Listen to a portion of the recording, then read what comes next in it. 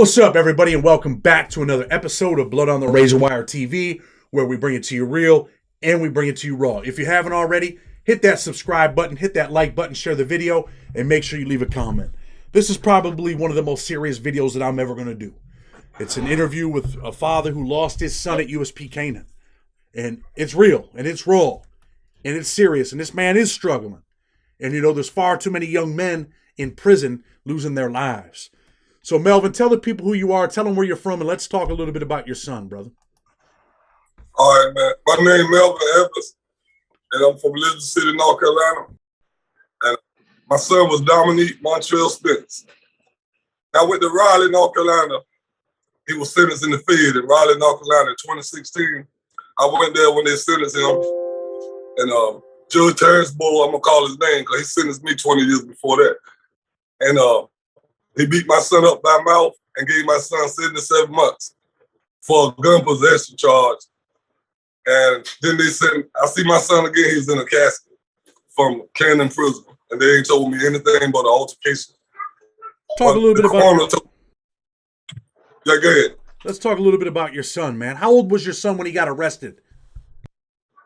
Well, what was it, about 27, 26, 27. He started getting a little charges, man, little possession charges and stuff. Yeah. Did two, 3 years here and there, and finally caught that Fed charge, that gun charge. Man. He gets arrested for a gun. He's charged with 18 USC 922G, and he goes to federal prison, I believe, with what, a 77-month sentence? Yes, that was a 77. They were giving him the minimum. That was the minimum. He wanted to give him more than that. But, you know, he had a very, you know, I hate to say it this way, but, you know, compared to some of the sentences, he had a short sentence, right? Yeah.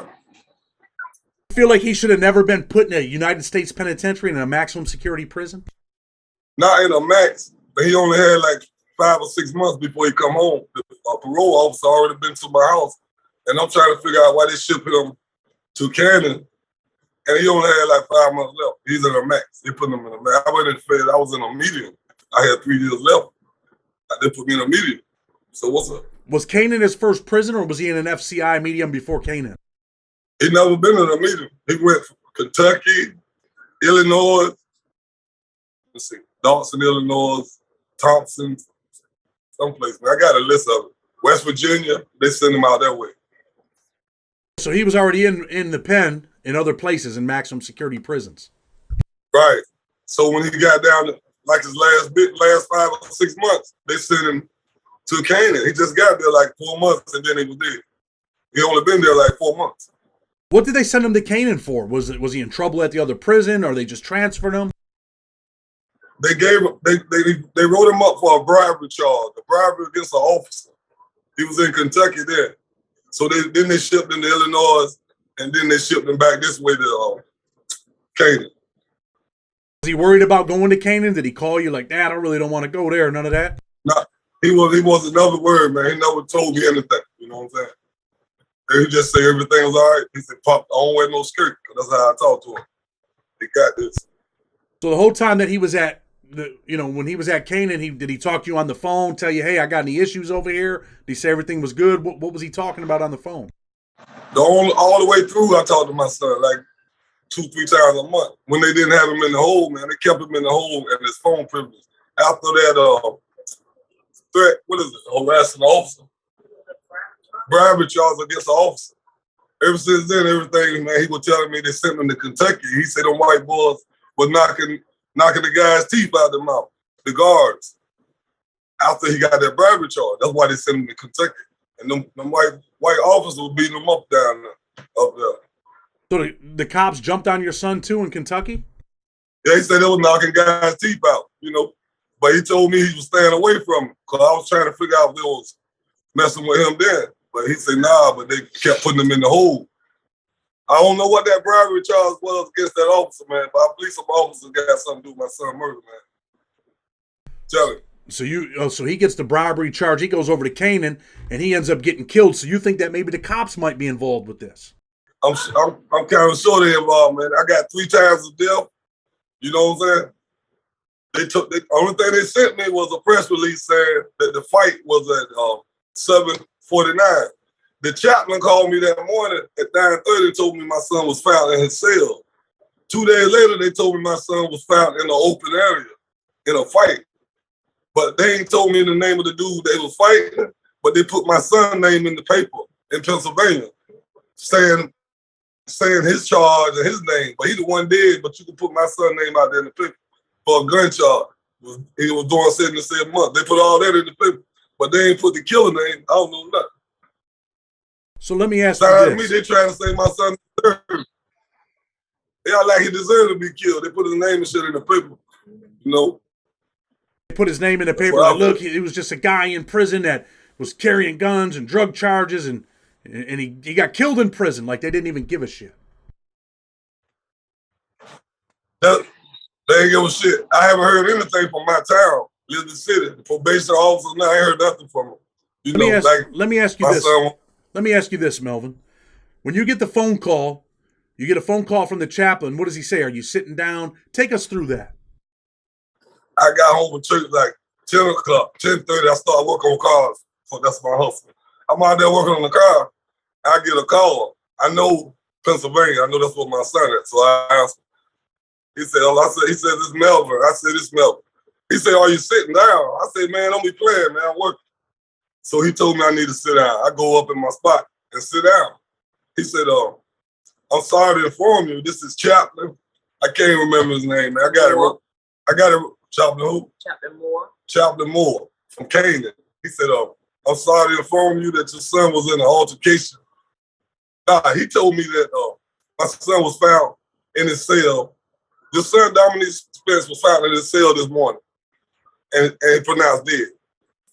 Okay, the next morning, I was hot, man. The next morning, that's all he could tell me. He was dead. So the next morning, when they opened up for business, I called him up.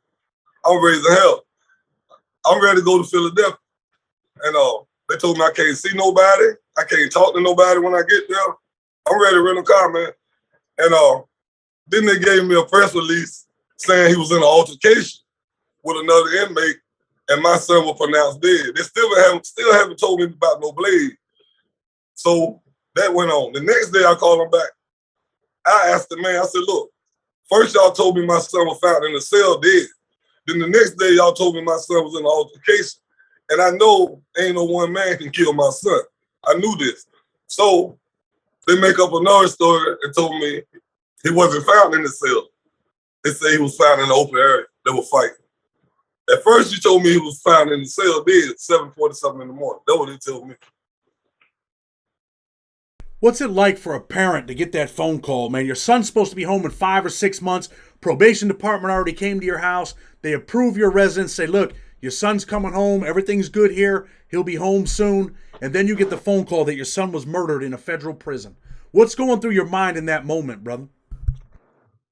Man, I'm going to tell you, man, I pulled me a little hard, but I couldn't do that with scream, man. My legs got weak. I had to just grab something, man.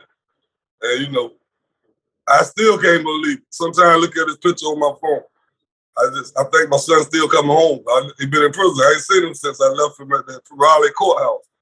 That's like 6 years ago. So I'm ready for my boy, man. I done made plans for him and everything. Bought stuff he wanted to have start his business. I already got that stuff lined up for him. And then I got that call. And then I still don't know what happened to him. But the coroner telling me my son was cut up. I buried my son. I seen the cut from his nose up his forehead, and then they hit him in the chest. That's what the coroner told me. But the prison haven't told me anything about no stabbing or nothing. All they told me was altercation. The coroner's office told you that your son was stabbed and cut. And he said they tore your son's body up. But the prison keep telling me an altercation with another inmate. Ain't no one inmate stabbed my son up like that. I ain't trying to hear that. I raised my boy. One man couldn't do it. Was he a big boy? How big was he? He ain't big. He about my side. About 140, 5'8", 5'9".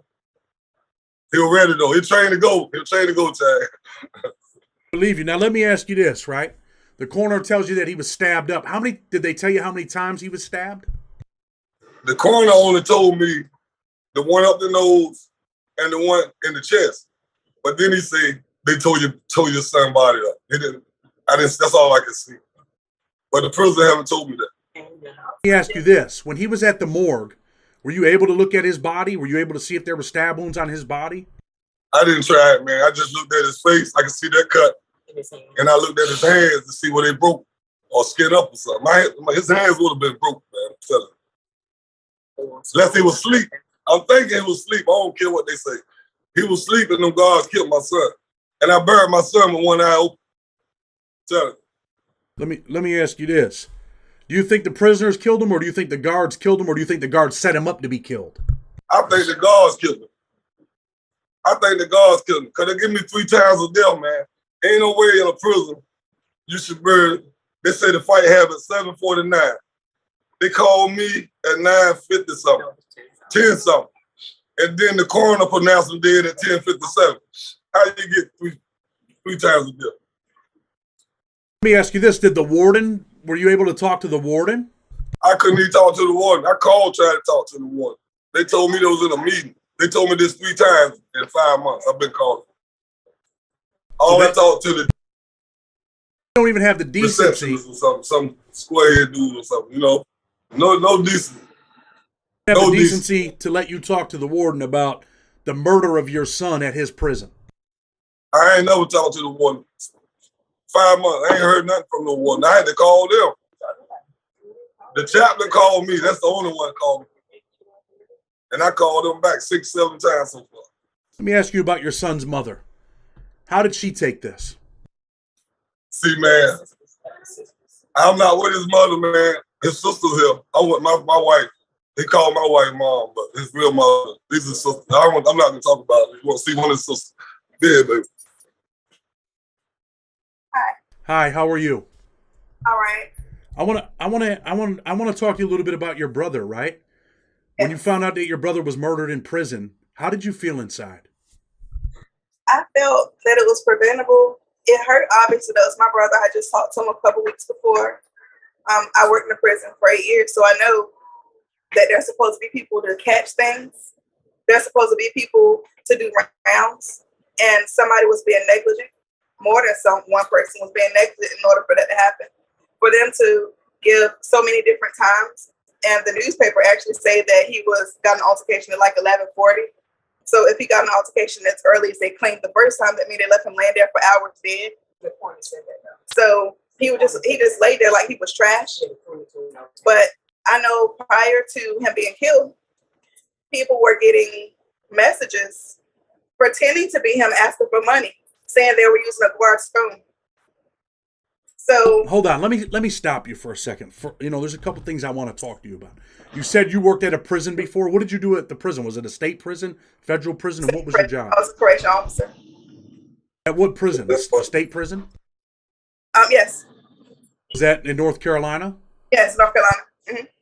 So as a correctional officer, right? I mean, you're doing rounds, you're looking in cells, you're making sure, what do they call it? Wellness check? Yeah, what you're supposed to do, you're supposed to make rounds every hour. I don't know how the federal prison do it, if they do every 30 minutes, but I know you're supposed to make rounds every hour. You have to make sure not just knock, but you have to make sure that when you knock, if it's a blind up, like someone's covering their window, you have to see them. So you didn't just find him. If you found him at a certain time, that means you didn't do rounds, or you didn't kill, or maybe you did rounds to make sure that whatever you wanted done had been done. Oh, I know. I'm very familiar, but I wanted to hear it from you because, I'm just shocked. I didn't know that you were a correctional officer. I didn't, and honestly, I'll give you my condolences for your brother. And I'm going to help you guys. I'm going to help your dad. We're going to get some answers. We're going to write some senators. We're going to write some congressmen. We're going to get some people involved. I have a couple clients that are incarcerated over there. I'm going to try to find out what happened. But let me ask you this. You said people were calling and asking for money, pretending it was him, or explain that. Yes. After he died, people were sending screenshots. First of all, the first time I saw that anybody had been interacting with my brother, I hadn't heard from him in weeks. I actually spoke to him a couple weeks before this happened, but I hadn't actually heard from him in weeks. And when he died, people were putting screenshots of conversations between them and him on Facebook. That's not my brother. My brother talked. He didn't use emojis. He never, ever complained. He always told us, don't worry about me. I'm fine. Y'all just take care of yourself. As long as y'all are okay, I'm okay. That's what he always told us. In these texts he was sending people, or that someone was sending, He was complaining about not having money. He was complaining about not being okay.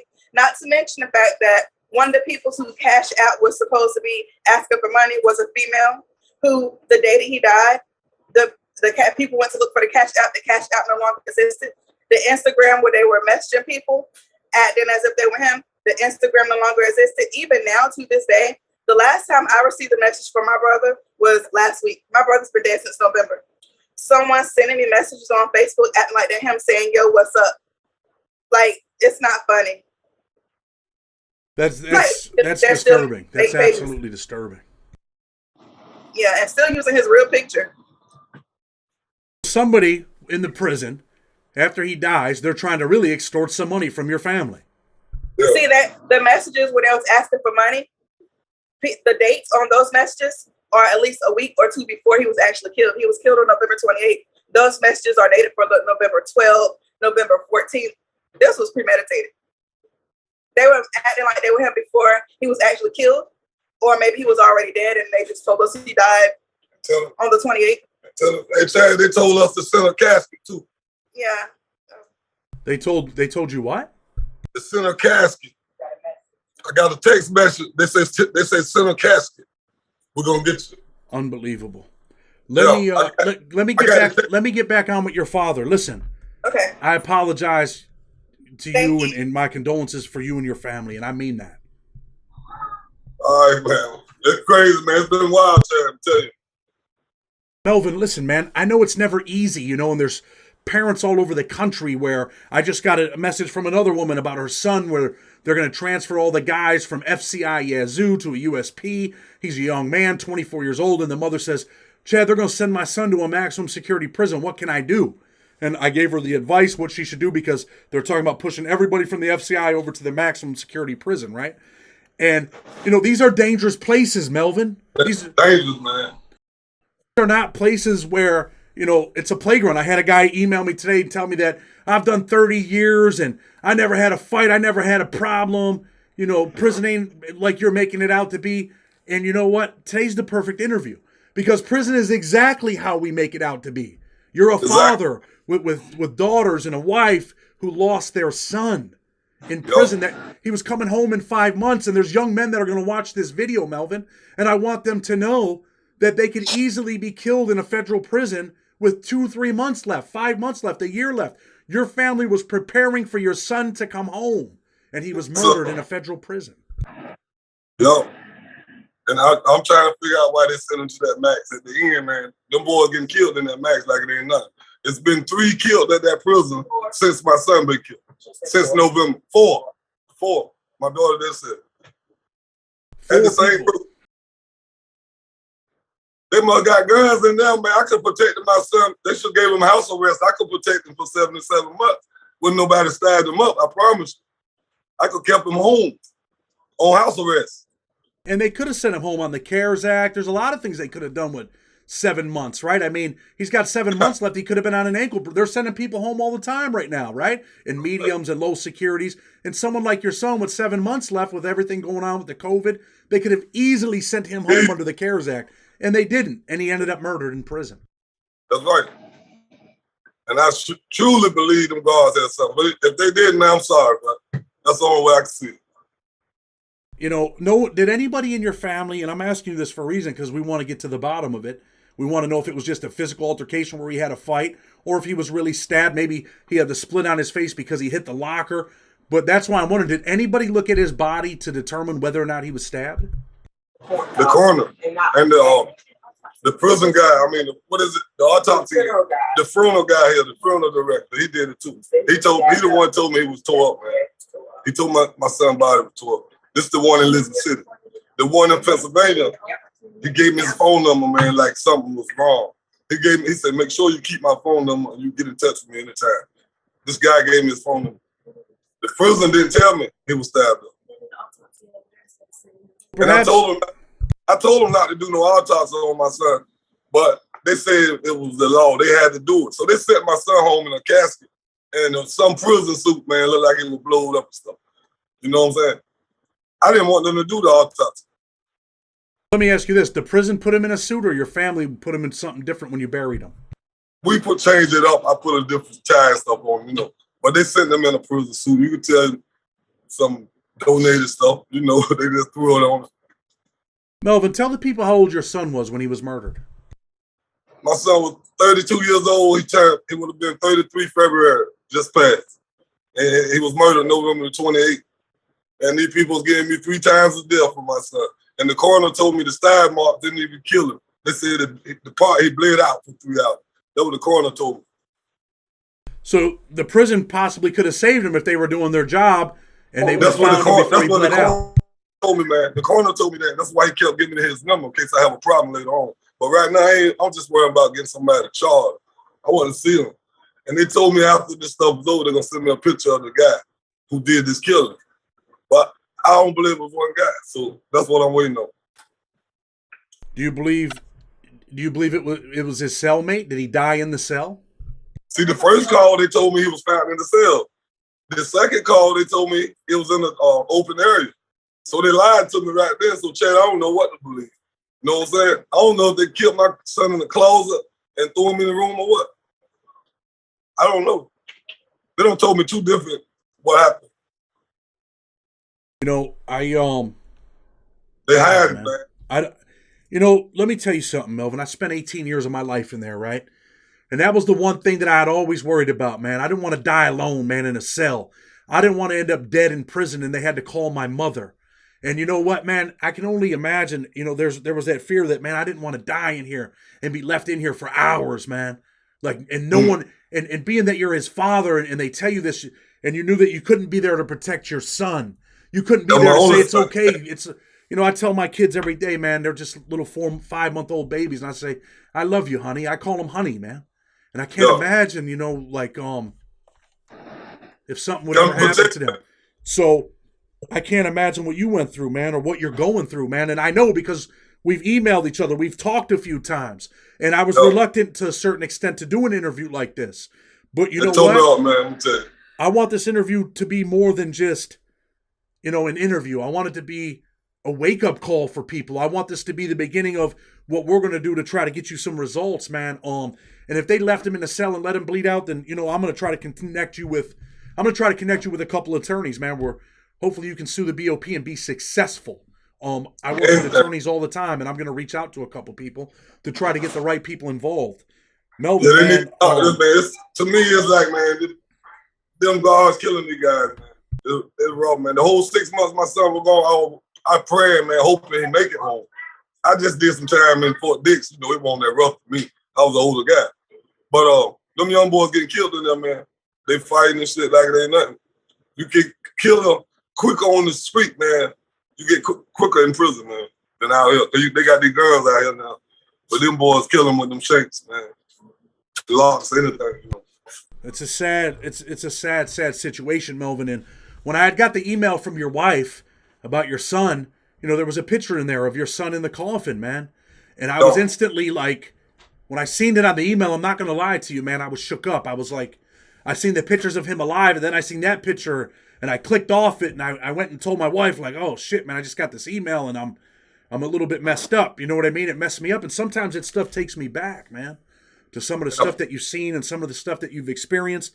And I believe that I too, man, have PTSD. But the story's not about me, man. It's about you. It's about your son, Dollar, man. It's about your family. It's about your daughters who had to bury a brother, a 32-year-old young man that was getting ready to come home. What kind of plans did he have, man? What did he want to do?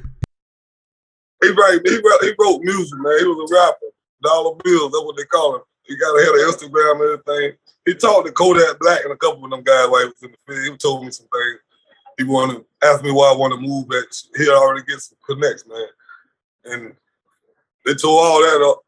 My picture of my son in my mind is in that courtroom.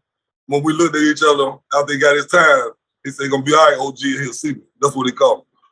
So I've been praying I'd see him, but he didn't make it, man. Talk about that. Let's talk about that. That was the last image you had of your son was in the courthouse. And when you seen him in the courthouse, you didn't have any visits with him in the prison system while he was gone? No, man, because they kept him so far. He was never close to me, you know what I'm saying? I'm in Elizabeth City. I think the first place they sent him was Kentucky somewhere. West Virginia. That's another part of this. I think he was in Big Sandy with Kodak Black. But this is another part of that is that the Federal Bureau of Prisons send people far away, and it's expensive to go visit your son. For you to go for that could be anywhere from $1,000 to a $2,000 trip, and people just don't got money like that, right? No, that's right, man. We got no money like that. I work check to check, you know what I mean? But I was going to see him when he got to Philly, right? Because I got some people out there. And I ain't never make it, man. Because I didn't know he was trying to come home to the parole officer came. So then I started making plans for the party when he came. I'm going to get my son a party. I don't care if he have prison time or not. Some people don't like it, but I do it for my son.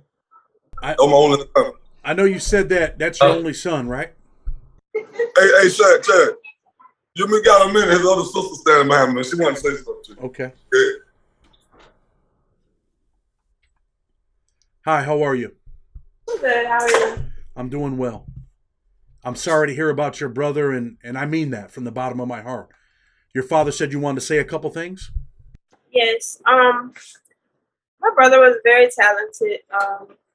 He wrote to me quite frequently. And I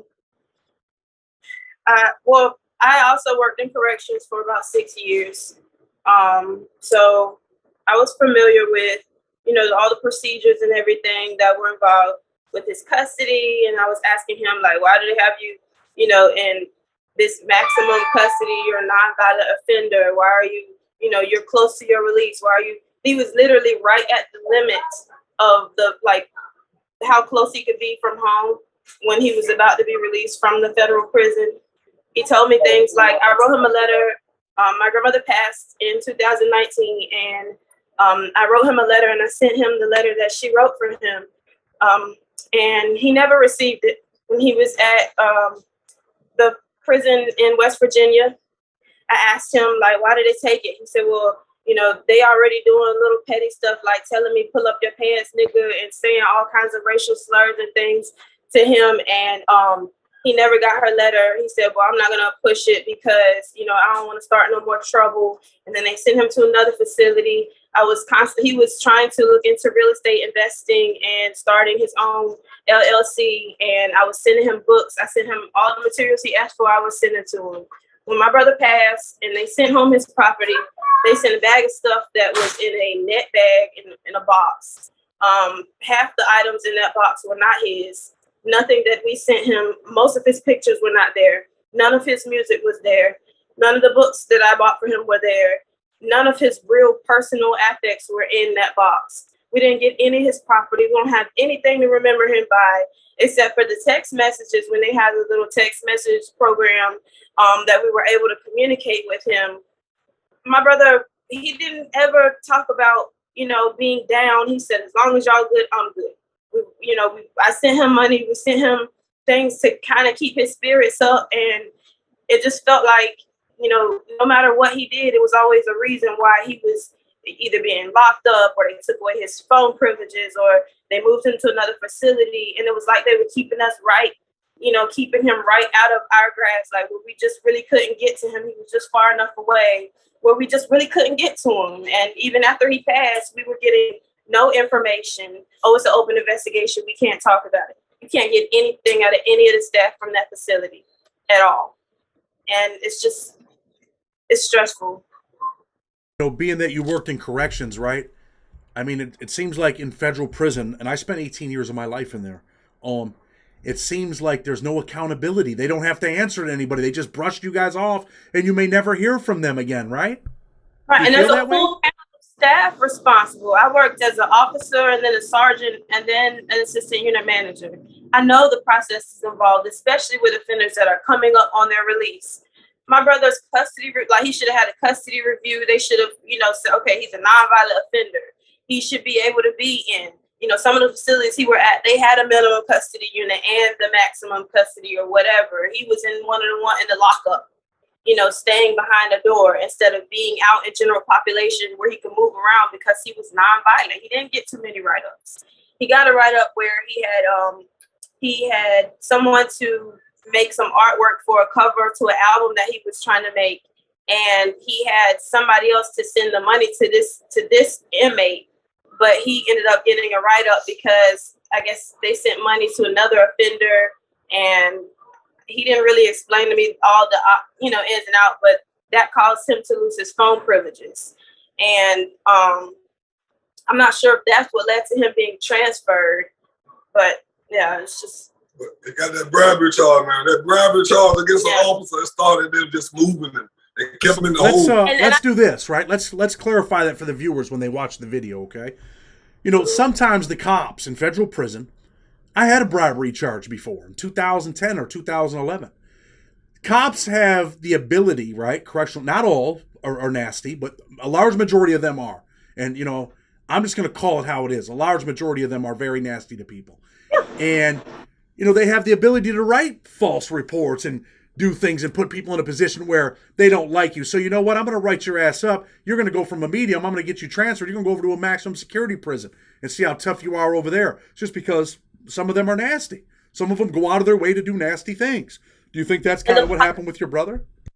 The policy is such a broad, like it kind of is such a broad umbrella where, okay, you could say, all right, ask the officer, can you, give me a drink or something? And they can write you up depending on how they felt about it. So that bribery charge could have been anything. And he might not have necessarily even have been asking for anything from that officer, but it's all perception based, and they can write things up and they can word it so that it sounds like, yeah, he really was trying to bribe somebody, but there's no way of knowing because that umbrella covers the officers to the point where, okay, well, as long as you were performing within the scope of your job duties, we can make it look good on paper. Of course. Let me ask you this. You're no longer in corrections, right? I mean, you were a unit manager, you were a correctional officer, you were on the security side, you were on the management side. What made you leave?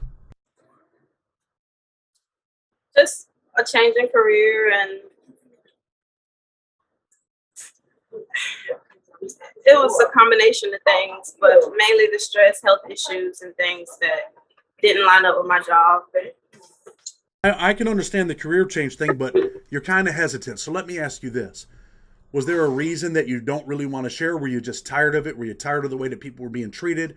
The stress from the job, did it push you away? Because I know you mentioned stress just now. Was it like, this isn't for me? I don't want to lock people in a cell and go home. And, did you hear people's stories where like, damn, man, this guy really deserves a chance?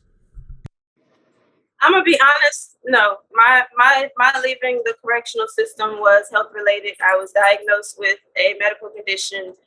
And I was using, cannabis to alleviate some pains and things related to my medical condition. And when it was found out, it led to some issues with my job. Okay, no problem. I understand. I'm sorry for pushing you on that issue. Let me ask you one last thing because, some people might think you shouldn't ask a question like this, but I want to ask a question because I want that young man that's watching this video or that young lady to think about their family members, right? If they ever end up in prison. What was it like when they called you? Did your dad call you? Did your sister call you and said, listen, your brother was murdered in federal prison? What was it like for you in that moment? Well, I had just gotten out from church and my aunt called me and she was, the tone of her voice was like, I need you to come back to the house, and I immediately started like, okay, what could be going on? What's wrong? Who is it? And I thought about my brother, but in my mind, it was like, okay, maybe he was in a fight or maybe, he got a write up or something, something crazy. He got caught up in something, but nothing so serious. And then when I got there and I found out, that he was gone, it was hard to process. And even now it's like, it's May, and my brother was supposed to be home 2 months ago, and it's like I keep feeling like, what is there to look forward to now? We talk about corrections, and I'm sorry. Go ahead. That's I don't even have the words for it. I can only imagine. Let me ask you this before we go. I'm going to get back on with your dad and close the show, but let me ask you. What type of changes do you think, because you worked on that side, what type of changes do you think you need in the federal prison system? I'm talking about right from the fact that they won't even talk to your father or give you an answer. I feel like if it was just random people calling, then maybe, it's not a lot of information you can disclose. But you have to be candid with the families because they're entrusting you. These people's lives are in your hands when they're behind those doors. You take your job seriously. You hold these officers accountable. If it was an officer that was responsible, let the families know.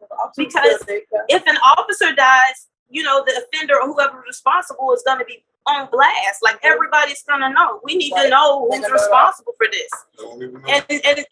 And you might not want us to look at all correctional officers or all police or all the same based off of something that one person did. But when you conceal the evidence and you conceal the information, it makes it so it's hard to not generalize all of them because if one of them wasn't doing their rounds and nobody held them accountable, then they're all responsible for what happened to my brother.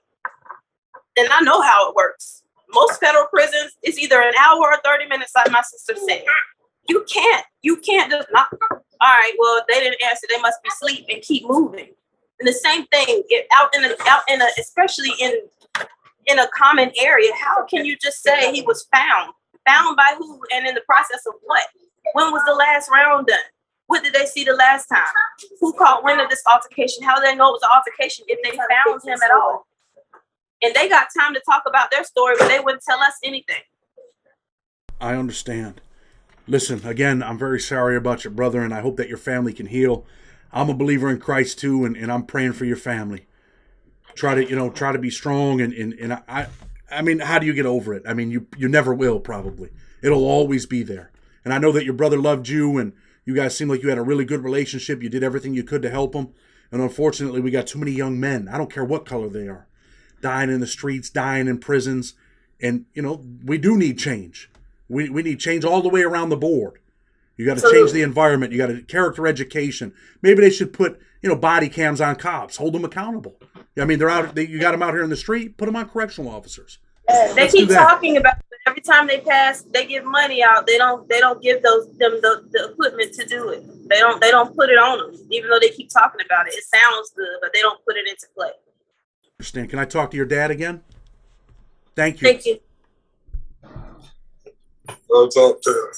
So Melvin, we're gonna talk after we get off this video, and I'm gonna do what I can to help you. I'll start putting some stuff together for you first thing in the morning. But listen, man, I can only imagine what you're going through. That was your only boy, your only son. I've been blessed to have 2 sons, man, and I pray that nothing ever happens to them boys, man, that I'm able to always protect them and keep them safe. And listen, man, I feel for you, man. I can't even imagine what you're going through. I don't even know what to say to you, to be honest with you, man. I don't know what to say. But I'm sorry about what happened to your son. It shouldn't have happened. With 5 months left, man, he shouldn't be in a maximum security prison, man. I don't give a shit. This man ain't committing violence in prison. He got a write-up for a bribery, which was probably some bullshit, because that's what they do. And if your family don't really have no money to go visit him, how the hell is he going to have money to be pulling off a bribery? It's bullshit, man.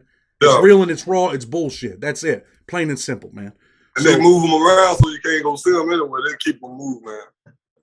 Let me say this to you right before we go. Is there anything that you want to say to the viewers, to the people that are watching, brother?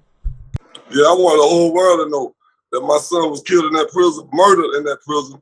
And then I got people in my hometown claiming they put a hit on my son, and they got family members that work in Canaan prison. I want that to be known. They family member working at prison supposed to have something to do with killing my son. They claiming it. They better watch what they claim. Be careful what you claim. That's all I got to say, man. Well, listen, Melvin, I'm going to get ready to close the show, man. And again, I give you my condolences, man. I'm very sorry about what happened to your son. I'm very sorry that you had to get that phone call, man. And I just pray, man, that things work out for you. We're going to stay in contact. I'm going to close the show. I'm going to tell people, man, that, if they want to help out, man, we're going to probably try to post something on here where they can write their senator and their congressman and demand some answers for your family. Because I don't want to see that happen to their family, and I don't want them to be in the position that you're in. Listen, man. Try to keep your head up, man. Try to get through it. I know your wife told me in the email that she's struggling, but God bless you, man. I'm going to tell you. That's my wife right there. Say hi, baby. Let us say hi. Say hi. That's my wife. Hi, how are you? We'll be all right, man. Appreciate you a lot, man, because I ain't heard nothing from nobody, man. They ain't trying to help me. We can. So let me close the show, but don't hang up because we're going to stay on here. Okay. Listen, it's real and it's raw. Blood on the Razor Wire TV. I mean, we talk to judges, we're talking to families of people that got murdered, man. We're trying to make some changes. Young man, if you're watching this video, please, man, do the right thing so they don't have to call your father and tell them that you're no longer here, man. Blood on the Razor Wire TV, hit that subscribe button, hit that like button. With respect, until tomorrow, we're out.